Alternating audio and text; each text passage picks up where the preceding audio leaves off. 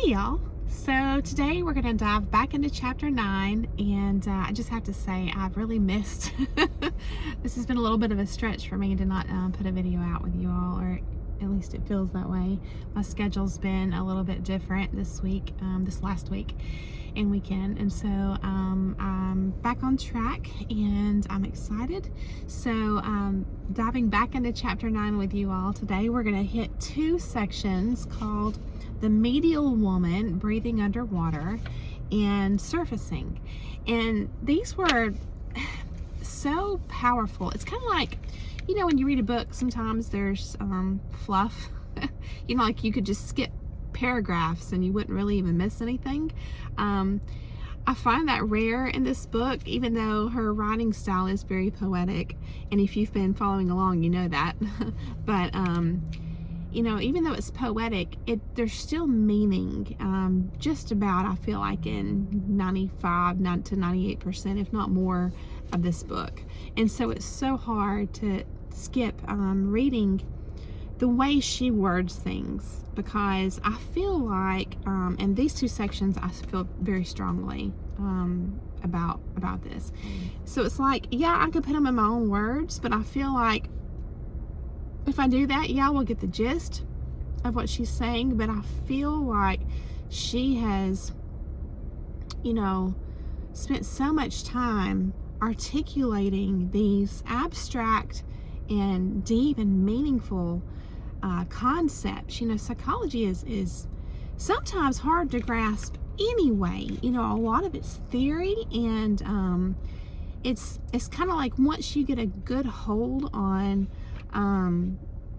a good understanding of what's going on, what's trying to be conveyed in a message, then to mess with the way it's articulated, I feel like kind of can unintentionally change the meaning, and even kind of take away that power. So I really struggled. I struggled to find, you know, what I really want to focus on and read word for word versus what I want to summarize. That was tough. And so I'm going to be reading a lot. And I just assumed that these two sections would be easy to put together in a video, and now I'm starting to doubt that. I don't want it to be super long, but we'll give it a go and see what happens. Okay, so starting with the medial woman breathing underwater, we're going to read the opening of that section. It says, in the story, a curious compromise is made. Now remember, this is based on the story Sealskin, Soulskin, that we reviewed earlier in the chapter 9 videos. So it says, instead of leaving the child or taking the child with her forever, Seal Woman takes the child for a visit to the ones who live beneath. The child is given recognition as a member of the Seal clan through the blood of his mother. There in the underwater home, he is educated in the ways of the wild soul. The child represents a new order in the psyche. His seal mother has breathed some of her own breath, some of her special kind of animation into this child's lungs, thereby, in psychological terms, transforming him into a medial being, one who is able to bridge both worlds. Yet, even though this child is initiated in the underworld, he cannot stay there, but must come back to earth. Thenceforward, he occupies a special role. So he's been changed. He's been transformed. You know, first he was created, you know, just a babe, kind of like we are when we're born again, if you know, have a spiritual belief in that way. So you know, when you're born again, it's like you have to learn. And so this spirit child that was born between the ego and the soul, or the fisherman and the seal woman, had to go through this process of transformation. And that's what happened when his mother, Seal Woman, which represents our soul, takes him for a deep dive, you know, and it mentions her breath, you know, and how it's you know, animating him. So I like the fact that I don't think these are just frivolous words. I think these are meaningful terms She says animating.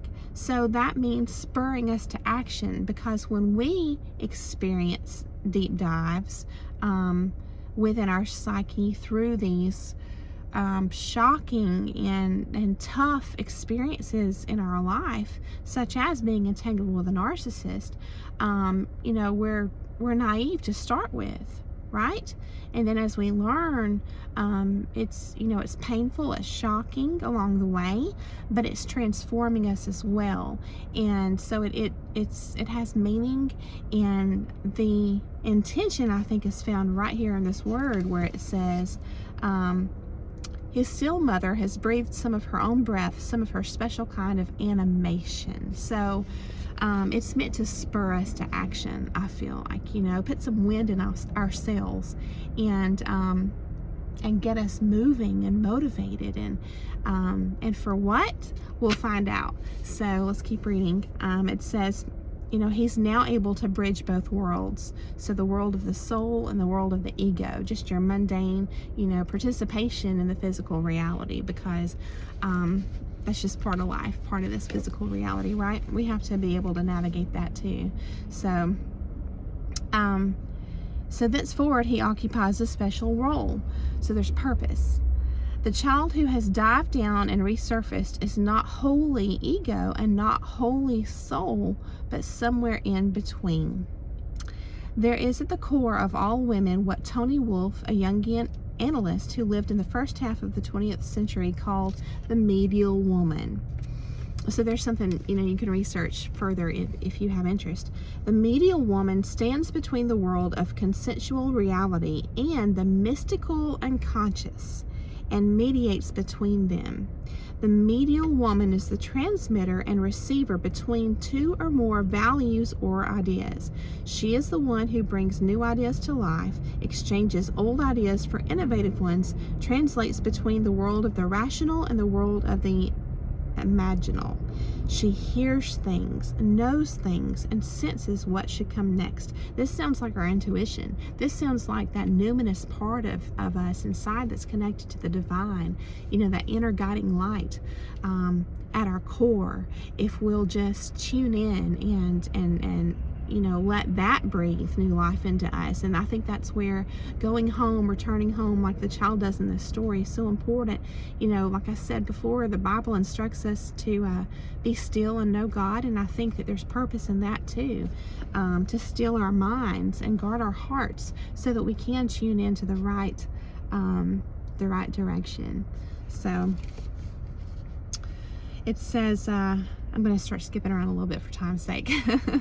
It says, the seal woman in the story is an emanation of soul. She is able to live in all worlds, the topside world of matter, and the far world or underworld, which is her spiritual home.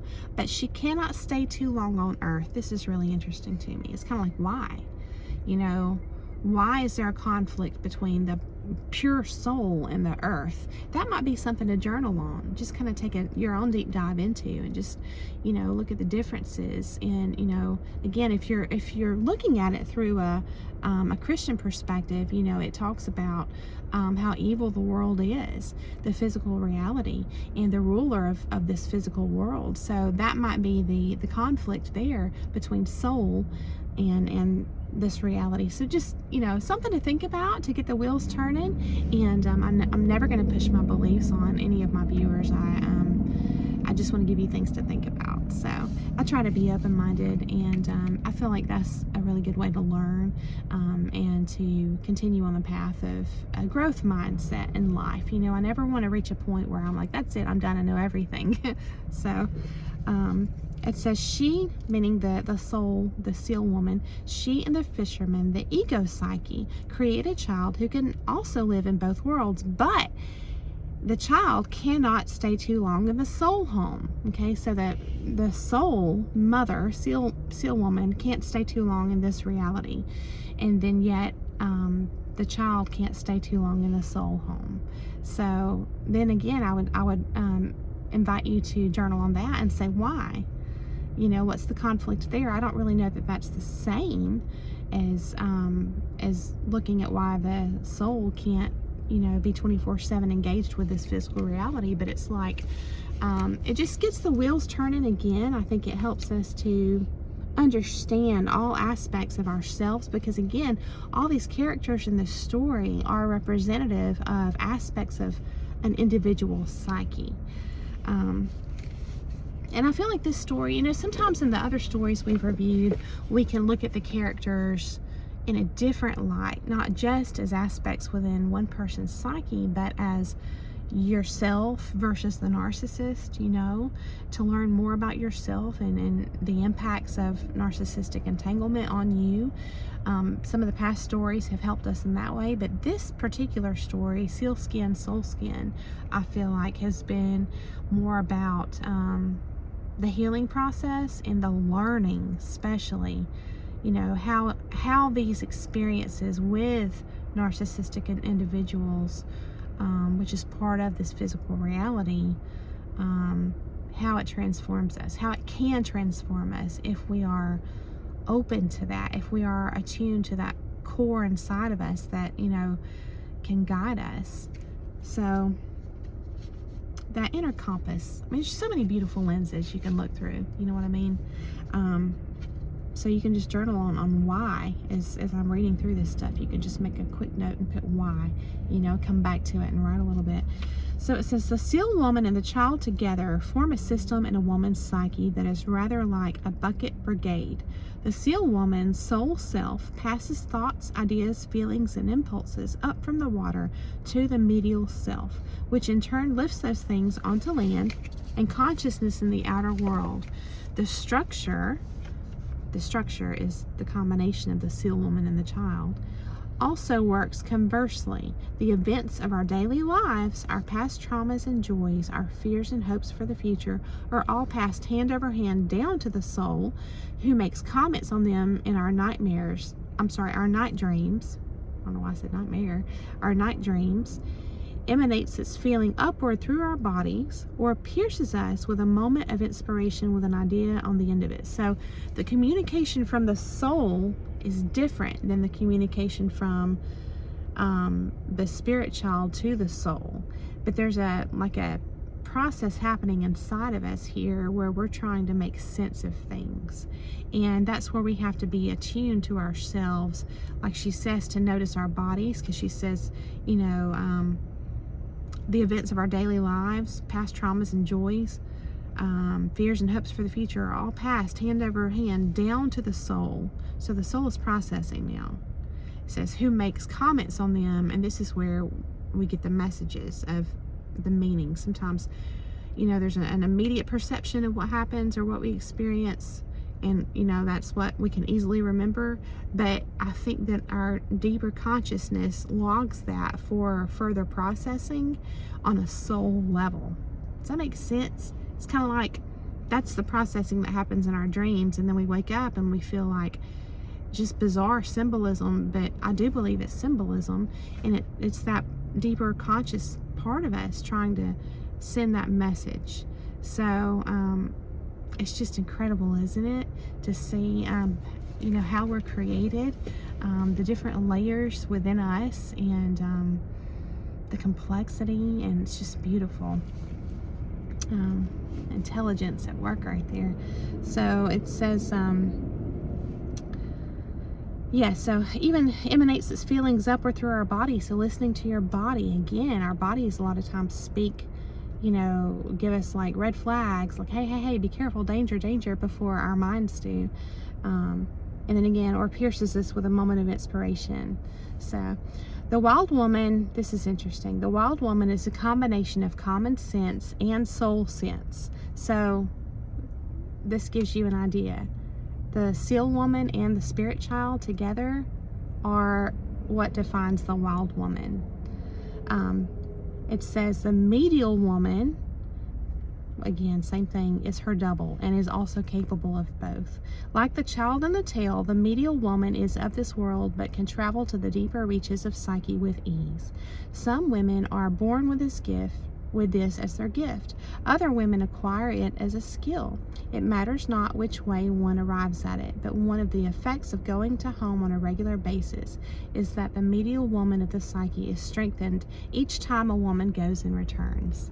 So the next section is surfacing, and it opens talking about the son, the boy that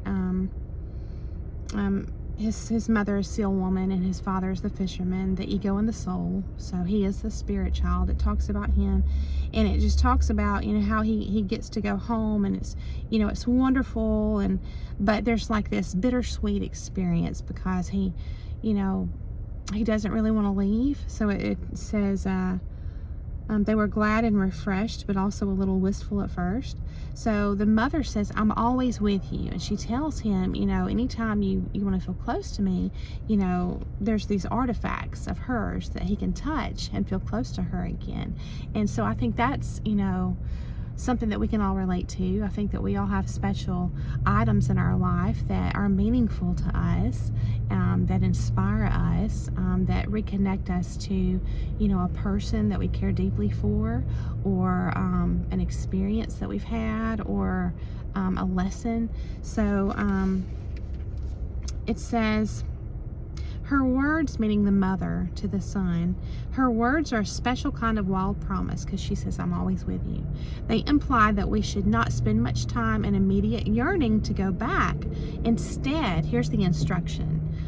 Understand these tools, interact with them, and you will feel her presence as though you are a drum skin that has been tapped by a wild hand. So again, when I was telling you, she instructs him to touch, those artifacts that are from her. Those were she says, fire sticks, my ulu, I guess I'm saying that right, ULU, knife, my stone carvings of otters and seal, and I will breathe into your lungs a wind for the singing of your songs. So, yes. So she says, only touch what I've touched. So, then it goes into talking about the Inuit, and that they believe in tools such as, knives. There's a lot of symbolism here with knives and tools of fire making. It says, in fairy tale argot, the knife is, among other things, a visionary tool for cutting through obscurity and seeing into hidden things. I thought that was really cool. The tools of fire making typify the ability to make nourishment for oneself, to transform one's old life into new life. How beautiful is that? Yes. To repel negativity. And then it goes on a little further. It says, for a modern woman, the ulu, her knife, symbolizes her insight, her willingness and ability to cut away the superfluous. I should know this word. Superfluous? I don't know. Making clear endings. I know what it means, right? Even in context, we can figure this out. Making clear endings and carving new beginnings. New beginnings. I love the sound of that. Yes. So it says, like the seal woman's child, we learned that to come close to the soul mother's creations is to be filled with her. Even though she has gone to her own people, her full force can be felt through the feminine powers. So this is cool. She's actually going to tell us what she believes the feminine powers are, right? So listen, if you have interest. It says her full force can be felt through the feminine powers of insight, passion, and connection to the wild nature. Resonates for me. So it says, her promise is that if we make contact with the tools of psychic strength, we will feel her pneuma. Her breath will enter our breath, and we will be filled with a sacred wind for singing. This brings me back to that term that she introduced me to called numinosity, where it's like that connection with the divine. It says, the old Inuits say that the breath of a god and the breath of a human, when commingled, causes a person to create an intense and holy poetry. Yes, I'm thinking about, all the people who have been inspired by something outside of themselves, something grander, the divine, for messages for humanity. So it says, it is that holy poetry and singing we are after. We want powerful words and songs that can be heard underwater and over land. It is the wild singing we are after. I guess I just said that twice. Our chance to use the wild language we are learning by heart under the sea. Wow. When a woman speaks her truth, fires up her intention and feeling, stays tight with the instinctive nature, that's a goal for me, right? Never letting go of that inner compass again, just constantly, checking in to make sure that, I'm not ignoring any kind of red flags, that I'm truly living from that guidance, which there's a submission that requires. There's a surrender of your ego and ego death that requires, to acknowledge that you don't know all, that you do have to engage in this checking in process, which is by design, I believe, and I think that's beautiful. So when a woman speaks her truth, fires up her intention and feeling, stays tight with the instinctive nature, she is singing, she is living in the wild breath stream of the soul. And then it goes on to say, this is why Uruk, which is the spirit child from ego and soul in the story, sealskin, soulskin, does not try to dive back under the water or beg to go with his mother as she swims out to sea and disappears from sight. This is why he stays on land. He has the promise. As we return to the clacking world, I underlined this next part, so listen up. It was important to me. As we return to the clacking world, especially if we have been isolated in some way during our trip home, people, machines, and other objects have a slightly unfamiliar cast to them. Yes, it's like you see everything differently with this awareness. Once you, get over the shock and the pain and the really the shock and the pain, then you are transformed. You can't unsee what you've seen. You can't unknow what you know. And I feel like that's applicable here. It says everything has a slightly unfamiliar cast to it now. So this goes back to what I mentioned earlier. It's kind of like you're a spiritual babe, and you gotta learn and get your grasp. Really, you have learned, but you need to get your grasp and bring those deep lessons from the spiritual, soulful realm into the reality and translate it and understand what it means for you and how you engage with others. It says, even the chatter of those around us sounds a little strange to our ears. This phase of return is called re-entry, and it is natural. The feeling of being from an alien world passes after a few hours or a few days. I don't know that it went away that fast for me, but how validating is that? I mean, it's you can't explain the experience of going through narcissistic abuse to someone who hasn't been there. They're just not going to understand. Even if they try to be empathetic and compassionate, they're not going to get it like someone who's been there. And to me, the way this is written is extremely validating. It's like explaining the experience that's almost hard to put into words, so I really appreciate the way that she's able to articulate these things, because it is a transformative process. So it says, in the tale, the seal woman's child begins to enact the medial nature. He becomes a drummer, a singer, a storyteller. In fairy tale interpretation, the drummer, by drumming, becomes the heart at the center of whatever new life and new feeling need to arise and reverberate. The drummer is able to frighten things away as well to evoke them. The singer carries back messages back and forth between the great soul and the mundane self. By nature and tone of voice, the singer can dismantle, destroy, build up, and create. The storyteller is said to have crept close and listened to the gods talking in their sleep. So through all these creative acts, the child lives what Seal Woman has breathed into him. The child lives, so you're living the lesson now, you're applying it, right? The child lives what he has learned underwater, the relational life with the wild soul. We find ourselves then filled with drum beats, filled with singing, filled with listening and saying our own words, new poems and new ways of seeing, new ways of acting and thinking. Instead of trying to make the magic last, we just live. Instead of resisting or dreading our chosen work, we move into it fluidly, alive, filled with new notions and curious to see what happens next. After all, the person who has returned to home has survived being carried out to sea by the great seal spirits. So that's the closing of that section called Surfacing, and we're going to wrap it up here. I hope that you enjoyed those two sections. I hope I've given you a lot to think about, and I hope that you can embrace your experiences with purpose, and understand that, you know, if you allow this transformation process to happen, you'll still be you, but you'll be more. You'll be transformed in a way that I think sometimes when we come out of hard experiences, we can feel like a victim.